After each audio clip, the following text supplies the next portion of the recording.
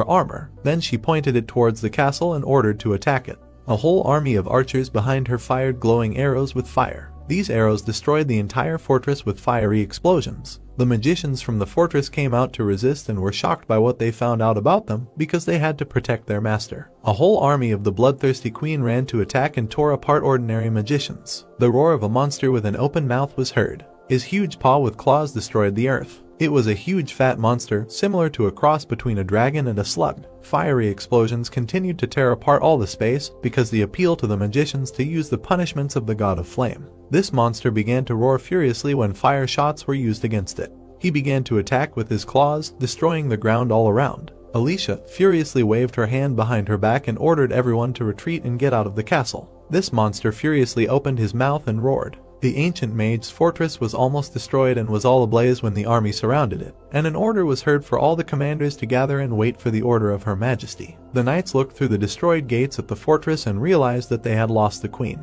At this moment, Alicia calmly walked towards the enraged slime monster. She angrily raised her glowing long blade in front of her. She furiously opened her mouth and began to scream. She got into a fighting stance and swung the glowing blade. Alicia struck the ground and powerful bursts of energy followed throughout the land. This monster felt a powerful stream of purple flame on itself and began to roar. Then everything around began to thin out with a green aura from the monster's mouth. Alicia managed to cover her face with a cloak and realized that it was an attack of green poison. She stared through the red cloak and realized that this poison was created by magic. A bright funnel of light enveloped the space, and it made no difference to her that all this time she had been training to resist poisons. Having killed the monster, she followed into the fortress. Approaching the gate, she began to open it. With an angry look, she looked forward. She saw in front of her a huge skull of the monster and the darkest magician on the path. Targa looked at her bloodthirstily, baring his teeth. Alicia